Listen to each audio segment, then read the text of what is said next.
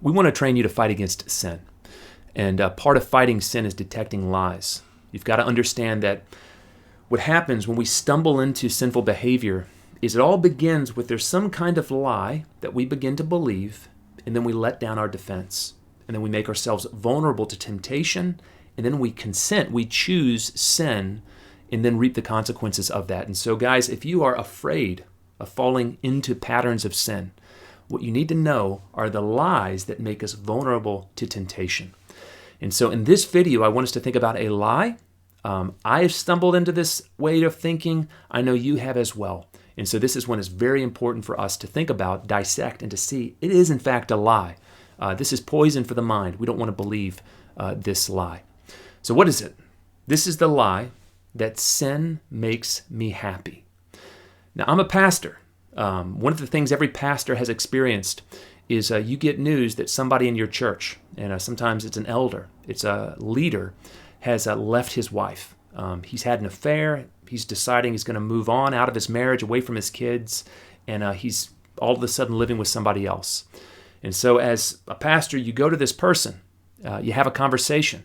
You talk to them about the responsibilities they have to their wife, their children. You talk about the sin of lust, of adultery. You talk about all of the consequences. And after you've laid it all before them, in what is really a tight case, something that is so hard to deny, you're waiting for their response. And this is what you're told. I've never been so happy. This person makes me feel like a teenager. I've not felt this kind of joy in years. And so they ignore all of that spiritual counsel. And because they think their sin makes them happy, they joyfully go down that path. Now, guys, what should we do when we begin to have that feeling that our sin is making us happy? Well, there's two things. First of all, we've got to realize that even if it did make you happy, your life is not about you. It's not about your happiness. That's not the center and the fixed point of your existence. That in fact, your life is first of all about serving God. And the question that even matters more deeply than your own happiness is, are you honoring Him? But even beyond that, it's not about you in the sense it's about you serving your wife, you serving your children, you serving the church. The goal of our existence is not to consume as much happiness as we can right now. The goal is to pour ourselves out in love toward others. That's what Jesus did. That's what we're called to do as His followers. So that's the first thing, to displace that me-centered attitude. But then there's something else that you need to think about. And this is the fact that no sin actually makes us happy. That Paul, he means his words when he says the wages of sin are death. Now, let's think about that.